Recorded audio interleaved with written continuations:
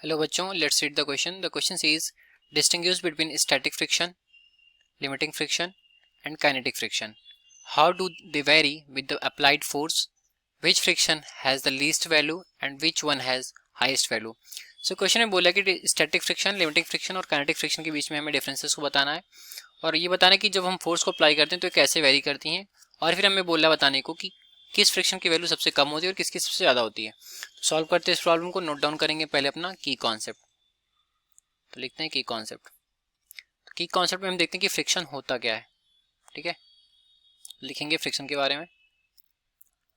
Friction, so friction एक just opposing force होता है जो रिलेटिव मोशन के किसी ऑब्जेक्ट के अपोज करता है. ठीक है, और ये कहाँ पर एक्ट करता है? हमेशा ये हमेशा पॉइंट ऑफ कांटेक्ट पे एक्ट करता है. ठीक है, मतलब अगर हमारा कोई बॉक्स से किसी सरफेस पर रखा गया है तो जो उनका पॉइंट ऑफ कांटेक्ट होगा सरफेस और बॉक्स का, वो उस पर्टिकुलर पॉइंट पर एक्ट करेगा और ये हमेशा उसकी रिलेटिव मोशन को अपोज करेगा.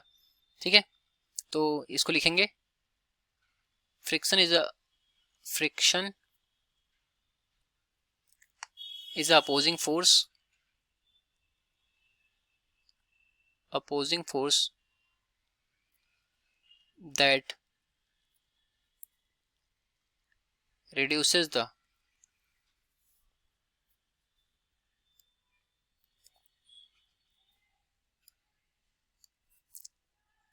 that opposes the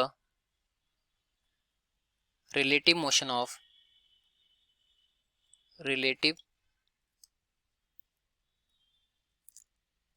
of objects. ठीक है, and act on the point of contact.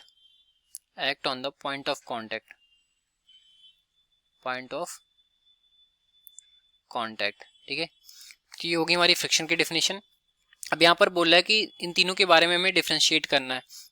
ठीक है, तो इसको लिखते हैं. यहाँ पर हम लिखेंगे पहले स्टैटिक फ्रिक्शन, बगल में लिखेंगे उसके हम लिमिटिंग फ्रिक्शन. तो वन बाय वन करके लिखते हैं. स्टैटिक फ्रिक्शन, इसके बगल में लिखेंगे लिमिटिंग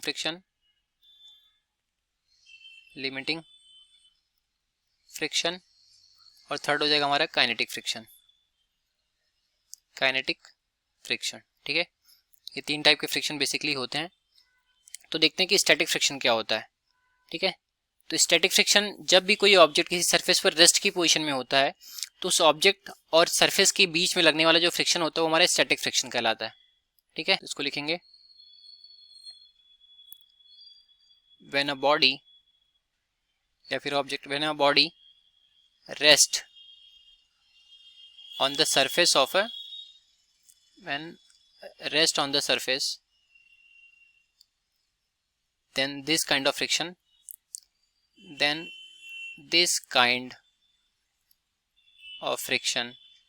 arises. ठीक है, इसमें जो हमारा बॉडी होता है वो एक्चुअल में मोशन नहीं कर रहा होता. ठीक है, तो उसकी जो स्पीड होती है v इज इक्वल टू 0 होती है. So when a body rest on the surface then this kind of friction arises. ये हो गया हमारा पहला स्टैटिक फ्रिक्शन के बारे में. दूसरा पॉइंट लिखे हम यहाँ पर कि जो स्टैटिक फ्रिक्शन होता है ये हमारा सेल्फ एडजस्टिंग होता है. ठीक है, जो कि अगर हम अप्लाइड फोर्स को बढ़ा रहे हैं तो ये अपने आप इंक्रीज होता रहता है. तो हम यहाँ पर जो सेकंड पार्ट है how do they very with the applied force, तो इसको हम यहाँ पर लिख देंगे. ठीक, static friction increases by applying force.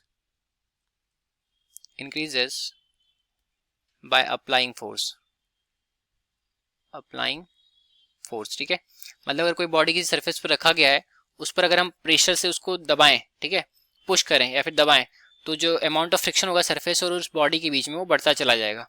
ठीक, तो ये हो गया इसके बारे में. दूसरा हम देखते हैं यहाँ पर लिमिटिंग फ्रिक्शन के बारे में. तो लिमिटिंग फ्रिक्शन क्या होता है? Limiting friction basically maximum value of static friction होता है जब भी कोई बॉडी जस्ट मूव करने वाली होती है. ठीक है, तो हम यहाँ पर लिखेंगे maximum value of static friction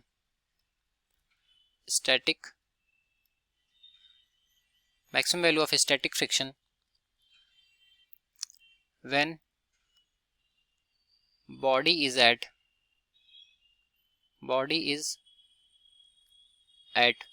verge of starting motion. ठीक है, वर्ज ऑफ स्टार्टिंग मोशन मतलब जस्ट स्टार्ट होने वाली हो रही हो, स्टार्टिंग मोशन। ये हो गया हमारा value of limiting friction. Limiting friction को हम एफ एस से डिनोट करते हैं, तो F S is equal to होता है हमारा mu times S into R. Mu S हमारा क्या है, हमारा जो ये कोफिशिएंट ऑफ लिमिटिंग फ्रिक्शन है, आर हमारे यहाँ पर क्या नॉर्मल रिएक्शन फोर्स है।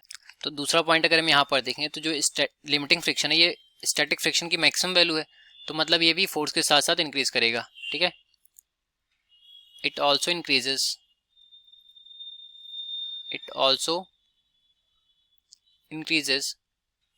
with applying force,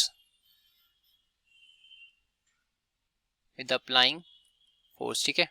बट जैसे ही हमारा मोशन स्टार्ट होगा लिमिटिंग फ्रिक्शन की वैल्यू घटने लगेगी, क्योंकि ये maximum value of static friction होता है, और जब कोई हमारा ऑब्जेक्ट मूव करने लगेगा तो स्टैटिक जो पोजीशन है वो उसकी रिमूव हो जाएगी, और इस कंडीशन में हमारा जो लिमिटिंग फ्रिक्शन की वैल्यू होगी वो कम होने लगेगी।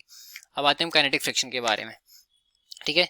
तो जब भी कोई बॉडी किसी अदर सरफेस पर स्लाइड कर रहा होता है या फिर मूव कर रहा होता है, तो उस केस में जो मैग्नीट्यूड ऑफ फ्रिक्शन होता है वो हमारा क्या कहलाता है, काइनेटिक फ्रिक्शन कहलाता है। और इस केस में जब हमारा मोशन स्टार्ट हो चुका होता है और इस केस में लगने वाला जो फ्रिक्शन होता है इसकी वैल्यू स्पीड के साथ साथ डिक्रीज होने लगती है, ठीक है। सो यहाँ पर लिखेंगे when a body move on a surface